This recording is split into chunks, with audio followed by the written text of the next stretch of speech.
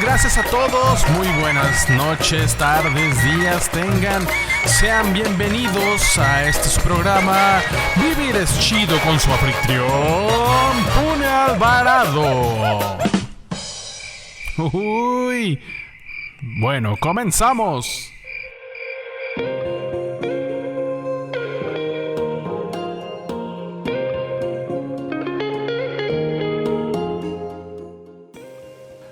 Hola, ¿qué tal? Mi nombre es Pune Alvarado y sean bienvenidos a este episodio nuevo titulado El Robo. Sí, el robo. Sean bienvenidos aquí a nuestro segundo episodio de Vivir es Chido. Esperamos que siempre sea de su agrado y pues de alguna manera disfruten pensando, afirmando o negando las circunstancias, las ideas, las modalidades que su servidor llega a plantear. Quisiera preguntarles, al escuchar la palabra robo, ¿qué es lo primero que te viene a la mente? ¿Acaso algún tipo de memoria de violencia, miedo, desapego, duelo, frustración? Es importante comentarles que el robo constituye uno de los más graves delitos contra la propiedad, sin embargo uno de los más comunes, ¿no? Revisando encuestas, como siempre, el año pasado el tipo de delito más común reportado en México fue la violencia familiar, con 251,000 casos reportados. Obviamente, imagínense la cantidad de casos que no se reportan, que yo creo que es la mayoría. En ese mismo año también ocurrieron lesiones que sumaron cerca de 199,000 casos. Y en cuanto al daño a la propiedad, el mayor número de ocurrencias fueron los robos de vehículos, con alrededor de 126,000 casos. Actualmente estamos tan ligados a cosas que nuestro equilibrio personal se encuentra depositado en objetos, cuentas, tarjetas, redes sociales, entre muchas otras cosas en donde de alguna manera exponemos nuestra identidad, buscando de cierta manera pues, la aceptación pública, la demostración de confort, la paz e incluso la libertad. Para esto quisiera hacerles algunos cuestionamientos y la primera pregunta que les quiero hacer es: ¿qué precauciones tomas para dificultarles el trabajo a los amantes de lo ajeno? Y no que te pongas picudo o de qué forma repeles la agresión como para que te pongas al brinco. La siguiente pregunta sería: ¿qué precauciones tomas para el cuidado de tu información personal? ¿Por qué estas dos preguntas? Les platico. Hace unos días, el pasado viernes 29 de julio, de una manera sorpresiva, de estar despertando en mi camita y revisar como siempre los reels o los shorts de YouTube y los mensajes o videos cortos de Facebook, con un ojo obviamente porque el otro todavía estaba cerrado, pues como un día normal son mis 15 minutos, 20 minutos de ocio y que me di a la tarea de estar revisando esta plataforma, ¿no? Ya cuando me despabilo un poquito, pues me pongo a hacer mis actividades y justamente me fui a trabajar. En un momento de ocio, que el segundo momento de ocio de sus servidores cuando voy al baño, y como muchos de ustedes también, es de los pocos tiempos que tienen libres. Entonces quise hacer la misma rutina, quise hacer la misma práctica de revisar el celular y revisar las plataformas para poder ver los videos cortillos, pero me doy cuenta que ya no coincide mi cuenta con la cuenta que se intentó abrir. Al momento me doy cuenta que hay una suplantación de identidad o que incluso con la evolución de las horas mi nombre y mi perfil ya no existían. Ahora estaban a nombre de un actor muy famoso, si no me equivoco se llama Robert Downey Jr., más famosísimo por interpretar este personaje de Iron Man. Para esto reporto la cuenta, hago pues, lo que se pudo hacer entre las limitancias de un celular. Y de alguna forma pues dije, bueno, mi computadora está en el trabajo. El lunes que llegue al trabajo hago todo lo pertinente para tratar de recuperar la cuenta. Oh sorpresa, el día de ayer me pongo a hacer todo el trámite y todas las cuestiones de verificación que me solicitaban. Y tómala que para esto no sé de qué forma Facebook identifica que tiene unas actividades ilícitas o actividades no toleradas pues en los perfiles de Facebook. Y me bloquea la cuenta, me la inactiva y ahora resulta que ya no existe. Pues bueno, ese es el planteamiento que les digo, me tomó de sorpresa de alguna forma, pero pues también para mí, ya como una persona de 39 años que no dependo tanto de las redes sociales como anteriormente lo había hecho, y más que algo de lo que me duele justamente son los recuerdos de los ayeres compartidos en Facebook. Pero bueno, esto me llevó a hacer una pregunta. ¿Qué es el robo y qué significa para nosotros como seres humanos el robo? Me queda claro que pueden robarnos muchas cosas, y el pensar en esa posibilidad pues puede llegarme a generar pánico, miedo, desconfianza, sentimiento de persecución o incluso mucha inseguridad, ¿no? Intranquilidad. Altera esto nuestra vida profesional, académica, e incluso puede llegar a agotar nuestro bienestar mental, emocional y físico. Lo importante aquí es qué hacemos con la pérdida. Es más que sabido que toda pérdida lleva consigo un duelo, sí, y hasta llega a ser como muy romántico, ¿no? Vive tu duelo, sufre tu duelo. Pero al final de cuentas, pues todo el mundo sabemos qué es duelo. ¿Cuáles son las etapas? ¿Para qué sirve? Pues les hago un planteamiento y los invito a continuar en el programa. El duelo emocional es un proceso de adaptación que nos permite restablecer el equilibrio personal que ha quedado alterado por nuestra pérdida.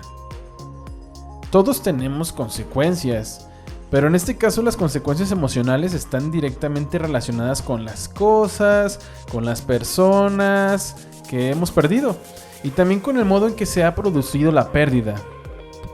Bueno, en el mío pues no fue con uso de violencia, pero sí fue muy repentino, ¿no? Y todo eso tiene que ver, la interpretación de nuestra pérdida o del duelo, tiene que ver con el tiempo de relación, el apego, la intensidad, las circunstancias del vínculo que teníamos con la cosa que se nos perdió, sea un objeto o una persona cercana o algo por el estilo, ¿sí? Y qué tan imprevista fue la pérdida. Volvemos al punto, en qué momento se suscitó y de qué manera. Pero siempre supone una pérdida que va a estar acompañada de un dolor, de una tristeza, de una desestructuración y desorganización de nuestro presente. A pesar del sufrimiento que nos causa toda pérdida, el duelo emocional pues es un proceso necesario, y es necesario también entender que esto es una ayuda para adaptarnos ante la pérdida, para prepararnos a vivir sin la presencia física de ese objeto, de esa persona o personas, y es fundamental para conducir correctamente el vínculo afectivo de forma que sea compatible con la realidad. Por ejemplo, cuando creces y ese fiel compañero que tanto quieres envejece, por así decirlo, tu perrito, ¿sí? Y es necesario y natural que deba de partir. O por ejemplo, nuestro juguete favorito que ya no funciona, o algún miembro de tu familia que ya no está y con el cual creaste muchos bellos recuerdos. Bueno, o simplemente cuando nos despedimos de un área laboral o de un coche, o lo que antes estaba ya no está. Hasta a veces las llaves, ¿no? ¿Cómo sufrimos cuando no encontramos las llaves? Todas estas son pérdidas, y todas estas generan temporalmente un vacío. Todas son diferentes, y es que existen distintos tipos de pérdida, pero todas pasan por las mismas fases del duelo y es necesario saber cómo afrontarlas. De alguna forma es poco común que a lo largo de nuestra vida nos enseñen cómo afrontar la pérdida. Me gusta compararme demasiado con los niños, ¿sí? Porque al parecer están más despiertos emocionalmente que uno, pero a mí al menos no me enseñaron a prepararme para una pérdida. Ni siquiera sabía lo que era duelo, eso lo conocí hasta la universidad. No nos educaron a nosotros como generación, y creo que no a toda la persona está tan sensibilizada para ello, y es algo difícil de manejar si no contamos con las herramientas para hacerle frente al duelo. Un punto importante que es necesario encontrar es la manera de expresar nuestros sentimientos, pues esto suele ayudar a regular nuestras emociones. Se puede hacer de diferentes formas, la que se ajuste a tu forma de ser, ya sea bailar, cantar, escribir, pintar, hablarlo con alguien de confianza o encontrar esa vía que te ayude a mostrar lo que sientes en ese momento es lo más correcto del momento. Lo más correcto del momento. En ocasiones esto puede ser muy difícil. Obviamente, en la situación de pérdida no somos tan conscientes, tan maduros, tan regulados como para decir, en este momento voy a iniciar mi etapa de trabajo de duelo. Pero sí es importante que si no podemos empezar a regularnos de manera temprana o de manera eficiente esta pérdida, pues que normalicemos también la búsqueda de la ayuda. Y hablo de ayuda psicológica. Es muy importante comentarte, si sientes que estás en un momento de crisis y no puedes tú solo, no dudes en buscar ayuda. En otro momento es importante también identificar cuáles son las emociones que se nos presentan ante la pérdida o ante el duelo, ¿sí?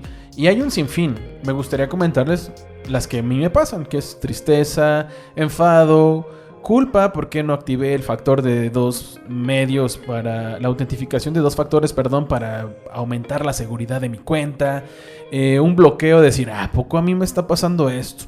Ansiedad, porque quién sabe qué puedes tener en estas redes, como los que usamos los perfiles con cuenta de publicidad o con pago de publicidad. Entonces dices, ¿qué van a hacer con esta información que tengo, no? Nos podemos sentir ansiosos, solitarios, fatigados, con rabia, con impotencia, con anhelo, emancipación. También puede existir algún tipo de alivio, ¿no? Ya lo perdí, pero bueno, tengo algo menos en qué preocuparme. Puede existir una insensibilidad también, estar como si nada hubiera pasado, confusión, miedo o vacío. Y también podemos tener pensamientos derivados hasta de estas emociones, como puede ser incredulidad, confusión, preocupación. Hay gente que llega a tener alucinaciones breves y fugaces, tener, por ejemplo, un sentido de presencia, como percibir, notar la presencia o escuchar voces de las personas o de los seres vivos que en algún momento estuvieron con nosotros, o una sensación de irrealidad, que esto ya me parece como un tipo de duelo disfuncional. Y estos pensamientos también nos pueden derivar a sensaciones físicas, como la opresión en el pecho, opresión en la garganta, hipersensibilidad al ruido, intolerancia, vértigos, náuseas, temblores, taquicardias, falta de aire, debilidad muscular, falta de energía, sequedad en la boca, vacío en el estómago o incluso una sensación de despersonalización. Que esas sensaciones también se nos pueden presentar de una manera impactada o reflejada en nuestra conducta, como soñar con la persona o el objeto que hemos perdido. También podemos tener algo así como no queremos saber nada del tema y evitamos recordatorios o bloqueamos los recuerdos, suspirar constantemente, llorar de la nada, atesorar objetos que le pertenecían. Por ejemplo, a mí lo que más me pesa de haber perdido esta cuenta no es la cuenta en sí, porque como les comento, no usaba ya esa cuenta de una manera activa, pero sí lo que más me pesa en ese contexto es los recordatorios de cumpleaños, que para mí era muy importante, puesto que soy una persona que constantemente se le olvidan los números.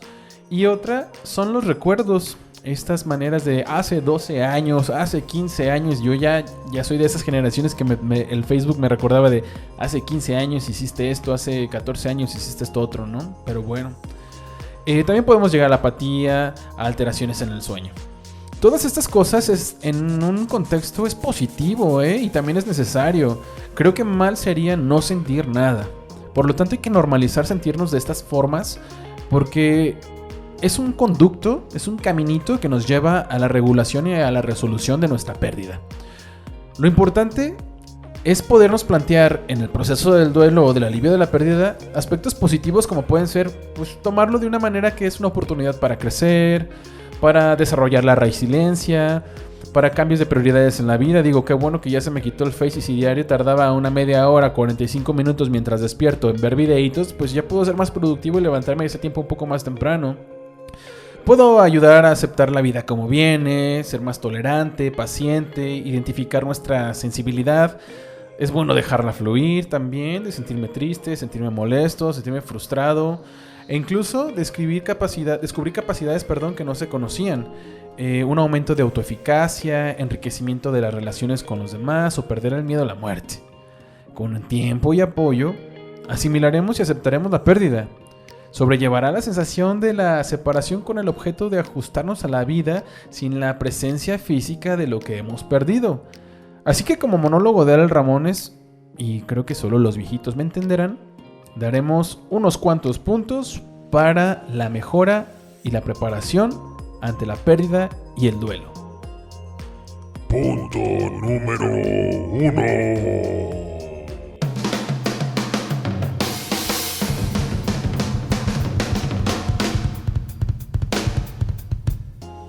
Existen 4 leyes que le llaman las 4 leyes del desapego, que son las que vamos a nombrar en este momento justo para encontrar algún tipo de preparación, un tipo de orientación hacia dónde queremos. Y la primera ley del desapego es: eres responsable de ti mismo. ¿Qué quiere decir? Bueno, la primera ley del desapego invoca un principio básico de crecimiento personal: la responsabilidad. Híjole, qué difícil, ¿no? Piensen en esto. Nadie va a retirar por nosotros cada piedra que encontremos en el camino, igual que nadie va a respirar por nosotros ni se ofrecerá a voluntarios para cargar nuestras penas o nuestros dolores. Si el barómetro de tu satisfacción y felicidad está en lo que los demás te aportan, pues creo que no conseguirás más que sufrimiento. La razón, pues es simple. Pocas veces lograrán cubrir todas tus necesidades y cumplir todas tus expectativas. Punto número 2.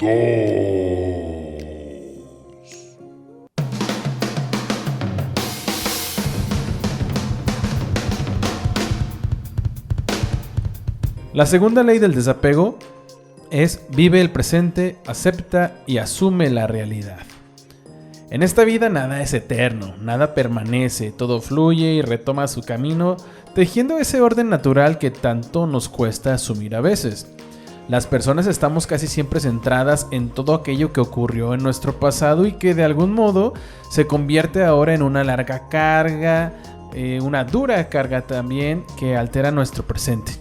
Recuerden, desapego es también aunar fortalezas para poner la mirada en el presente y permitirnos sanar heridas. Hay que favorecer la aceptación, asumir realidades y no resistirse a ciertas evidencias. Significa ser capaces de sortear las barreras de nuestra zona de confort para dejar de necesitar, para dejar de depender, aguas con la codependencia que escuchamos siempre, para dejar de vivir con miedo a perder dimensiones a las que nos aferramos en exceso. Porque solo cuando seamos capaces de vencer el ego, dejaremos por fin de sufrir. En realidad, la definición más ajustada sobre lo que es la felicidad, y esto me encanta, es que no puede ser algo más simple que la felicidad es la ausencia del miedo. Es simplemente no saber qué es y a qué sabe la ansiedad. ¿A poco no? ¿A poco no se duerme bien a gusto sin andar ansiosos, sin andar temerosos y sin preocupaciones? Punto número 3.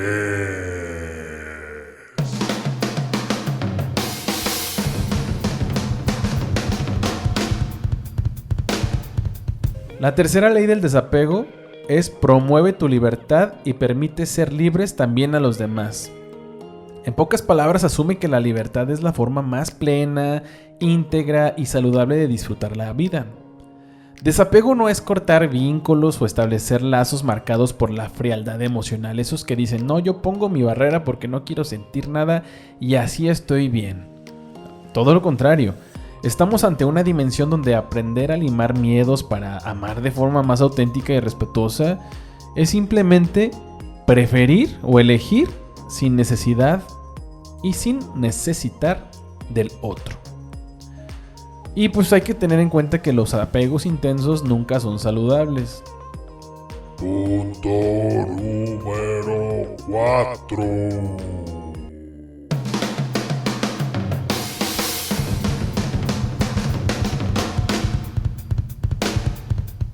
Cuarta ley del desapego: asume que las pérdidas van a suceder tarde o temprano, güey. En toda corriente budista o espiritual, filosófica, está presente la idea de la impermanencia. La impermanencia nos habla de que todo está en continuo cambio, nada es para siempre, ni siquiera aquellas cosas que nos van bien en la vida, ni tampoco las que nos van mal. No es la impermanencia lo que nos hace sufrir, sino querer que las cosas sean permanentes. Ojo ahí, la resistencia a que somos personas en constante cambio. La vida es dinámica, no es estática. Se habla de esa dimensión donde estamos obligados a entender sí o sí que en esta vida nada perdura. Nada puede contenerse eternamente, incluso pues ni las relaciones, ni siquiera las cosas materiales. Todo cambia, todo madura y a menudo hasta terminan desvaneciéndose y desapareciendo. Asumamos por tanto la idea del cambio, o sea, la ausencia e incluso la pérdida como una ley vital a la que no podemos cerrar los ojos y negarla. Sea como sea, la importancia de reconocer y permitirnos sentir las emociones es pieza clave para la estabilidad emocional. Pero bueno, hasta aquí llega este episodio número 2 de Vivir está chido. Sigan escuchando este podcast realizado con todo el amor del mundo para ustedes, recordándoles que cada viernes se estrena un nuevo capítulo. Muchísimas gracias y hasta el próximo viernes.